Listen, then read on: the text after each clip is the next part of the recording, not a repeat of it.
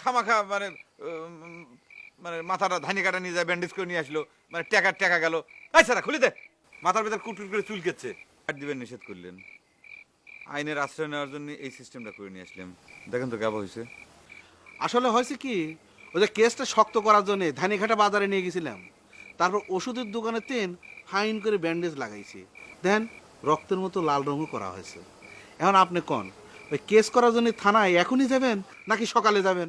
থানায় কখন যাব সে কথা পরে করছি, তার আগে তুই ক তোকে কেস করার বুদ্ধিটা কিনা দিছে। আপনি তো অ্যাকশনে যাবেন নিষেধ করলেন, তাহলে পরে বাকি থাকে তো খালি এই আইনের রাস্তা। ফাউল তো সেই কথাই আমাকে কইলো, মানে সেই বুদ্ধিটাই দিল।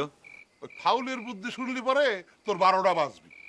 ওই খোদেদার নামে যদি কেস করিস তাহলে পরে তোর হিতে বিপরীত ঘটে যাবে। কে হিতে বিপরীত হবে কি কামে? সেই তো নিজে বাড়ির পর আসে। আরে বুকাস, কথা সিডা না।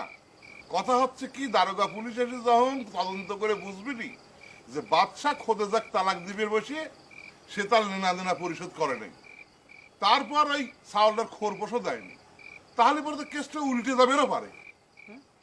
চেয়ারম্যান সাহেব, আপনি এতক্ষণ পর এসে এটা কোন ধরনের কথা করছেন? তার মানে কি মায়ের খায় মায়ের হজম করা লাগবে?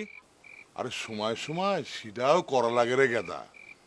এমনিতেই সেদিন গায়েন আসি আইনের কথা করছিল, এখন যদি তুই আদালতের পথ দেখা দিস তাহলে পরে সেটা তোর জন্য বিপদ হয়ে যাবে পারে। তার চাইতে তুই দেহে শুনে অন্য কিছু পারলি কর। খামাখা মানে মানে মাথাটা ধানি কাটা নিয়ে যায় ব্যান্ডেজ করে নিয়ে আসলো, মানে টাকা গেল।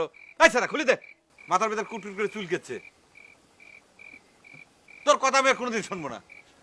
এটা বুদ্ধি চালি পারে, মানে উল্টে পাল্টা কি বুদ্ধি দেয় আমি বুঝতে পারি না। এই চুলে টান লাগতেছে, আস্তে আস্তে খোল। খুঁজে পাওয়া লাগবে না। হ্যাঁ, খুঁজে পাওয়া লাগবি না। তুই কানা নাকি যে খুঁজে পাবি না?